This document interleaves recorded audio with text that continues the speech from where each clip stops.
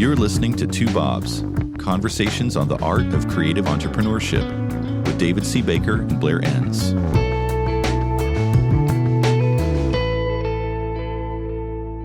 Blair, today we're going to talk about multiple personalities. Oh my God, this is one of my favorite topics. This should terrify you. The fact that you have escaped multiple interventions on this topic is always a source of surprise to me. I have these two weird topics that I'm really interested in: multiple personalities and secret families. We should talk about secret families. One of my clients had one of those secret families. I suppose it's you start talking about it, it comes out of the woodwork. I keep saying to my wife, social media has killed the secret family. All right. Can we get back on topic? This is not a good start here. That was my other personality. That was Bleen, not Blair, who just showed his face. I thought of something after you gave me some thoughts to kind of get me started on this. One of the pressures that smaller firms feel is that you have to be more adept at playing different roles at a firm. But no matter how big the firm is, there's still this pressure to step outside of yourself and fill a role. If your firm is going to thrive, fill a role that wouldn't naturally come to you, right? Is that the basic topic we're talking about, or do you want to take it in another direction? No, that's the basic topic. And as you're introducing it, I'm reminded of one of the first things I read from you, probably before we'd even spoken years ago. I don't know if you named your recourse as functional model explicitly, but you had identified that in a creative firm, there are 12 roles. And I don't know if that model's changed since then. No. And so you had this metaphor of, okay, a solopreneur is somebody wearing 12 hats. And as you hire, you're handing off these hats, right? And at some point, you're left with just the CEO hat. You think of what we're going to talk about today, this idea of there are times when you see yourself as a certain person, certain personality with certain strengths, and you're really adept at certain situations. But there are times when a different part of you has to show up. And I just think back to that, your metaphor in the beginning. In the beginning, 12 different yous shows up, hopefully, in 12 different situations. Yeah. And the first thing you get rid of is bookkeeping or accounting, because otherwise it wouldn't happen. That's an example of how it's such a bad fit for most principals. That's the first thing they give up because it's easy to do and they hate doing it. And they tend to hold on to things that they love to do and may not be great at, but they love doing them. When I think about personality theory, this is something I've been kind of studying for about 20 years now. There are lights that go on in somebody's mind when they finally begin to understand themselves a little bit differently. It's like, wow, all of a sudden I understand why I react this way or why I'm drawn to this kind of person and I have trouble. I get kind of bristly with this kind of a person. But often it kind of stays there and they just focus on themselves. They understand themselves better, but it doesn't go to that really healthy stage, which is the second one, and that's understanding that they need to sometimes adapt that natural tendency to what the situation requires, whether that's somebody else who needs you to show up in a different way or a client or something like that. And it's that second level of maturity that you're talking about here. It goes beyond just understanding yourself well, but understanding how you need to adapt and be something different for the sake of the business or somebody else. Yeah, I'm really struck by the journey that you've just described. And I haven't got into the theory of personality theory at all. But when I think of embracing these personality assessments, you know, the first thing you do is you get this objective outside information. I remember being angry at what I read in one of the first assessments that it had done. I said, this isn't me. I was angry for the weekend. And then I gave it to my wife and I said, what do you think of this description of me? And she read it and went, yeah, that's you. And then from that moment, it became very useful. I had the sense of my identity, my strengths. And then I heard you say once, and I've repeated it many times, usually with attribution, your strengths become your weaknesses when you go to them too often. So I think you've kind of described this journey of you start to embrace personality theory, or at least the assessments that are underpinned by this universal personality theory. You get the sense of yourself and it becomes this asset. You see yourself, you see your strengths, you remember to put yourself in positions, hopefully, where you're able to play to your strengths. But I think there's this danger that your identity gets consolidated. I used to run assessments on all my consulting clients, an obscure motivational assessment. And I would make the joke that once I have your assessment, you're no longer a human being to me. I just see 4 numbers. You start saying something, I think, oh, that's your affiliation score talking, or that's your autonomy score. And I joked that it wasn't a joke, it was true. It's why I never tested my wife. I wanted to continue to see her as a human being. And then you get past this point. And I knew when I started embracing assessments, I knew I was going to overweight the assessments, even though everybody tells you these are helpful, but common mistake is you overweight them. And I've in myself, obviously in my clients, when I get this seemingly objective data about them, and I think, well, that's who they are and they can't change. But the topic today is really about you're not just what that assessment says. You're different people and you have the capability of showing up differently in different situations. Yeah. Getting a personality assessment tells you who you are, but that's just a training card to show you exactly what needs to change in order for you to be effective in some cases.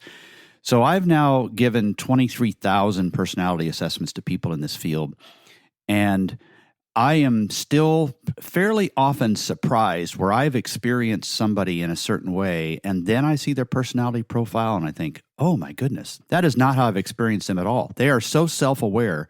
They're so good at stepping into other shoes at some times that it just blows me away. That's the kind of person I want to be. Now, if you are, say, a deep introvert, then you are clearly acting when you are not spending a lot of energy with a lot of people. You're figuring out how to exist in that setting, right? And it's okay. That kind of acting is okay because we want people to experience us in a way that doesn't just automatically raise barriers. The idea of patience when you're not an impatient person, we understand all that. So what happens in a setting when people aren't aware and they don't change, they don't act differently, they don't put on that suit? What happens in firms like that? Oh man, I should be the one asking you that question. Let me just turn it back on you. This is something that you've thought about deeply and you see all of the time. What are the implications of that? Basically, you're saying when somebody has this strong sense of identity and they might say to themselves or those close to them, well, I can't help it. That's who I am. Right. Is that what you're talking about? Yeah, exactly. They can't broaden the lines that define that identity or even step out of it from time to time. So what are the implications? I would say we would want to measure maturity in large part along this axis of how good a job you do at reading what the situation requires of you, and then still being yourself from an ethical, passionate, values-based core, but wrapping that in different things that doesn't violate who you are, but makes you more effective and less offensive in the work that you do. Now, firms have personalities too, which is a whole nother subject. That would be really interesting to talk about at some point. But we're talking about specific individuals here.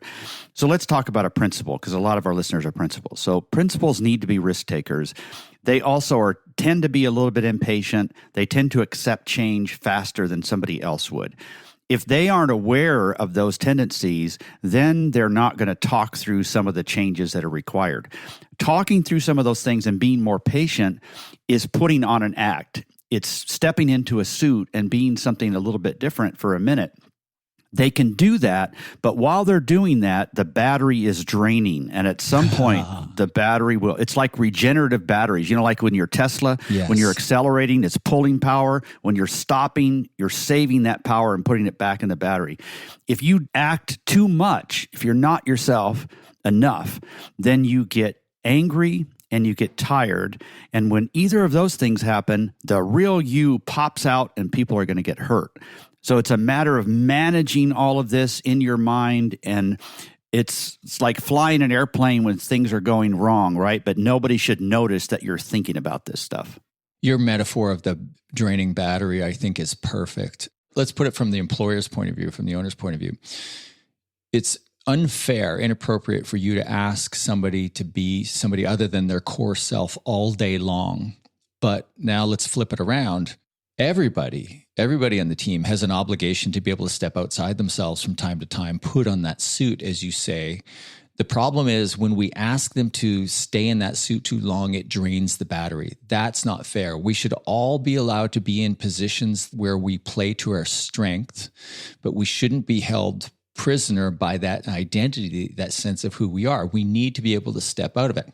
Some people can do it because, as you alluded to earlier, they're self-aware. They understand that they can step out of this sense of identity.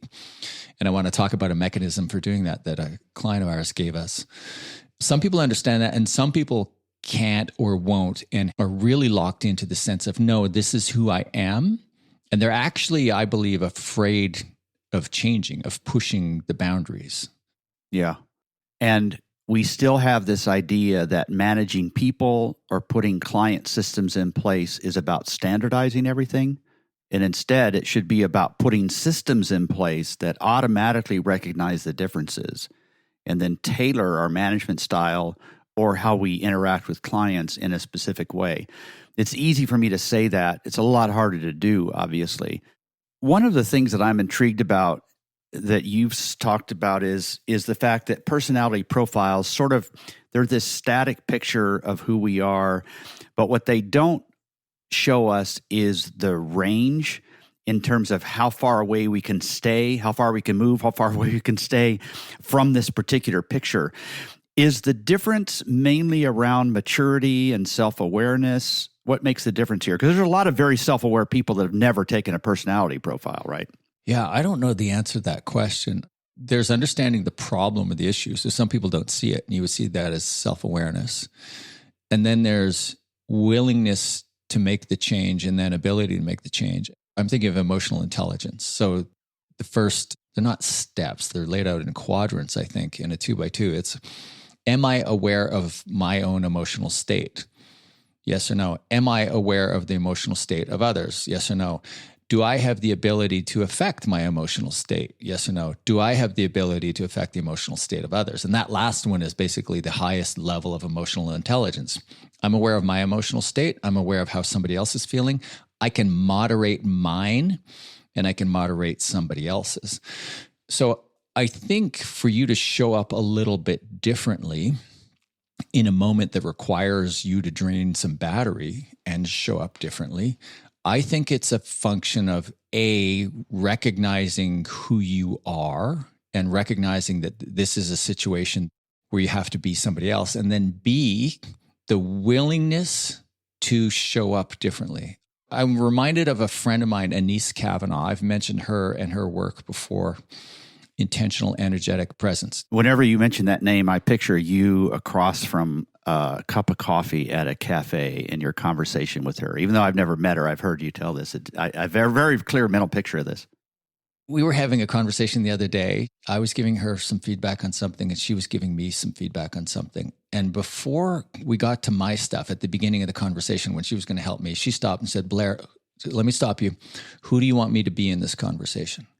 And I thought, oh my God, that is such a great question. After we were done, I shared it with all the team, and we've been saying that to each other for weeks ever since that interaction. She's just brilliant at this stuff. This idea that I can be a friend, I can be an advisor who will give you critical feedback. I can be just an ear who's listening empathetically. Oh, that must be horrible. How are you feeling? Like all of these different ways that you can show up. And that's just a great example. And I want to bring this back to selling in a minute, to account management and to new business development. Because a lot of what we teach at Win Without Pitching, if you see yourself as a nice, compliant person who doesn't ruffle feathers, you're going to have a hard time with some of the things that we ask you to do or suggest would be appropriate behavior, saying no, putting an obstacle in front of the client. And I guess the reason I wanted to talk about this topic is I wanted to communicate that even if you don't see that as you, if you see it as contrary to your personality, you have within you the ability to show up differently for a short period of time. Just like my friend Anise asked, who do you need me to be in this conversation? You would stop and ask yourself, who do I need to be in this conversation? You're listening to Two Bobs, conversations on the art of creative entrepreneurship. Your hosts are David C. Baker, author, speaker, and advisor to owners of expert firms, and Blair Enns of Win Without Pitching, the sales training and coaching program for creative entrepreneurs. For more information, go to twobobs.com. If you find this podcast helpful, please help us by telling a friend and rating us on iTunes. Thank you. Now back to David and Blair. So they don't have to be a certain type of person to be successful in sales, but they have to be willing to be a certain type of person temporarily and embrace that. Is that a fair statement? Yes, that's fair. And I encounter that all the time. I've talked about this before a little bit. I have high power needs. I have a high need for authority and respect, to be seen as the expert. And I have low competitive drive. I have low need to win. And the way I think of it is low need to win now, because I think eventually I'm going to have all the chips. And so low sales drive is analogous to patience. High sales drive is impatience. I'm a very patient person. Sometimes I'm too patient. So if I'm trying to close a deal, I need to stop and tell myself, okay, Blair, you've established your expertise. You don't need to go on. You don't need to be the expert. Shut up and take the money. So I tell myself that often, shut up and take the money. This person's ready to go. Shut up and take the money. Quit talking. That's not in my nature. My nature is to keep talking, keep proving how intelligent I am. And I can fight myself over the short term. But if I had to be in a role where I did that all day long, like a transactional sale, I couldn't do it. It would be unfair of an employer to ask me to move into that role. It would be ridiculous for me to think that I could have a career or a full-time job in a role like that. If I was listening to somebody who was naturally patient and somebody who wasn't naturally patient, but they were both selling using the same methodology, would I be able to see the difference from the outside? Would I see the different personalities even though they were trying to do the same thing? Yeah, some people are too patient, right? I really like an impatient person bringing patience to the moment. To me, that's a killer combo, because I'm too patient, and I know people who are just so patient, a conversation drives me crazy. If you're at all empathetic, you tend to mirror somebody else's language and tone and speed in a conversation. And there's a couple people in my life when I'm talking to them, I just find myself slowing down to the point where I bore myself to death. And I am a patient person. Yeah. I'm thinking about my conversations with clients. There are many times when I'm like, okay, I know exactly what you're asking, and I think I know the answer. Give me a shot. You don't need to keep going. I'm good. But the truth is that it's not just about asking a question. They need to talk about this out loud. They're formulating what they think as they talk, and I need to let them do that up until after 2 hours. I'll stop them. But I was briefing a new team member the other day about a conversation with the client that happens at a certain point before training. And I don't have these conversations anymore. I pass it all off. But I said to her, okay, so the goal of this conversation is whatever goals they have, whatever worries they have, you need to let them put them on the table. I said, when I have these conversations, I never remember a thing they said afterwards because it doesn't change what I'm going to do in the training. But the goal is they need to feel heard. Right.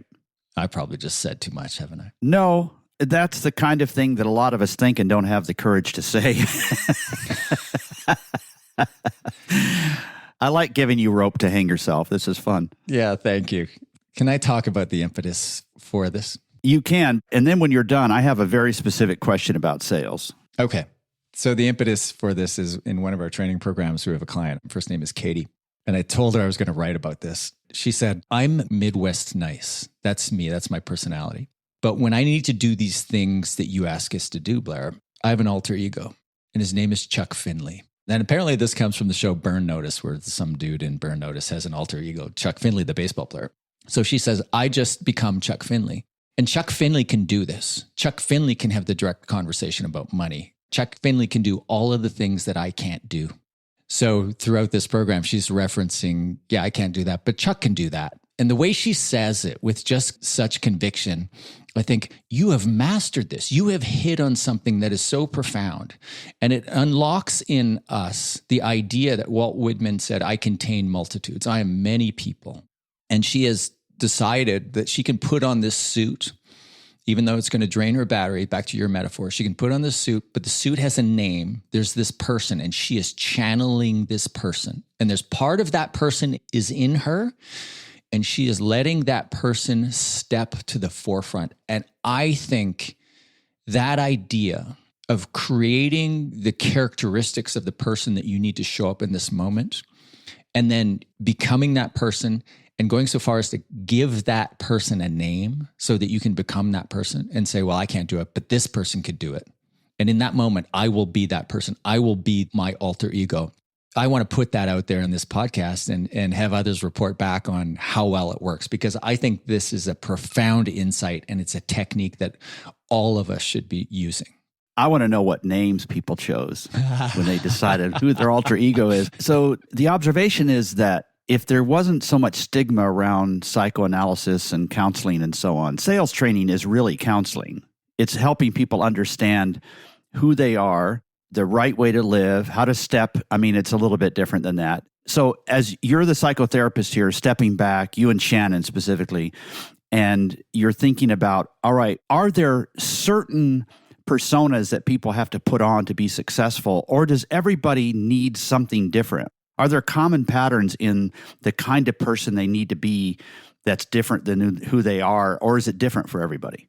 You know, if you look at the profile of the person most likely to be a top performer in all B2B sales. So this is citing research that underpins the book, The Challenger Sale. We've talked about it on previous episodes. What it says is those most likely to succeed, particularly in a complex B2B sale. And I think what we sell is complex and it's abstract, right? You're selling the contents of people's minds. So particularly in a complex B2B sale, those most likely to succeed are those who are comfortable creating tension in the sale. They add value in the sale, in the experience itself. And it's through the creation of some sort of tension, pushing back on some assumptions of what the problem might be, what the solutions might be, the path to procuring those solutions, etc. So the best performers are the ones who can say something like, hold on a second, can we elevate this conversation? You said that you think the problem is X. I want to challenge you on that.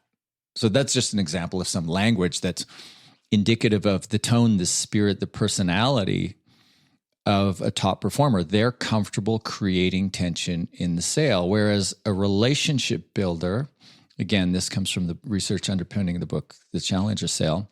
The relationship builder is somebody who seeks to ease tension in the sale. You and I did what I thought was a fantastic episode on tension and the fact that not all tension needs to be resolved. And this is a great example, I think I probably cited it in that episode, of where tension doesn't need to be resolved. So you think, who's going to excel in that moment? What type of personality? Well, somebody like you and I know because I've objectively measured for both of us our affiliation scores. And mine is low and yours is invisible. And your affiliation score or need is your need to connect with others, therefore the need to be liked by others. So if you have a high need to be liked by others, if you're a Midwest nice, you see yourself as Midwest nice, you think everybody's got to be happy, everybody's going to be okay, I'm going to be polite, I'm not going to ask any questions or say anything that's going to cause any tension. That's your natural, we'll call it your personality, but that's your go-to approach. So the standard would be, if that's you, you need to be able to put on this suit of the more objective, colder but not cold, clinical practitioner who says, wait a minute, let me push back on something, who's comfortable pushing back on what the client is thinking and saying. So that would be the standard, that if that's not you, that's my personality. But if it's not you, that's the alter ego you want to create for yourself. That's the standard. If you aren't sure where that new ego needs to sit or that new suit that you're trying to design, how do you know in looking at how you navigate a sale? Is it simply looking for signs of rising anxiety in yourself, or can you see it in somebody else? Like, how would you know where you might adapt a slightly different style to be more effective as a salesperson? I think you're going to know in advance, and it's going to be a recurring situation. So in a qualifying conversation where you're vetting the lead to see if this is worth applying the resources of the firm against, you would want to be clinical and businesslike. Until you gain what I would call a shorthand here, I would say until you gain the high ground. I don't mean the high ground over the prospect or client necessarily, but a ground higher than vendor. Until you gain that expert practitioner high ground where your expertise is recognized and valued and you're getting cues that say that. You want to show up somewhat more clinical and professional. So you go into the first encounter with that suit on. Now, if you encounter somebody on the client side who is also Midwest nice like you, then you can ratchet down the Chuck Finley in this case, in Katie's case, the clinical professional, and you can let more of yourself shine through. You just have to be careful that you don't get into this like where you're both Midwest nice and you're both not saying what needs to be said. You still need to be more professional and more clinical than your counterpart, the client in this situation. But you can adjust it based on who you're dealing with.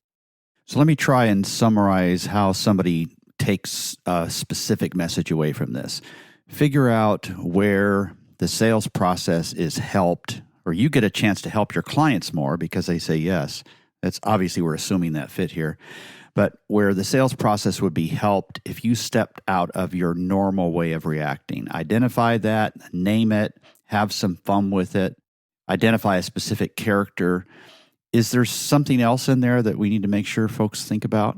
I don't view this as a failing on people's part. I view it as a fun exercise to try to sort of expand your effectiveness. What can possibly be failing about who you are, right? Right. There's no bad personalities, and maybe there are a few out there, but you are who you are. You have these strengths. You bring these strengths to this situation, and hopefully you're in a role that allows you to play to your strengths all day long.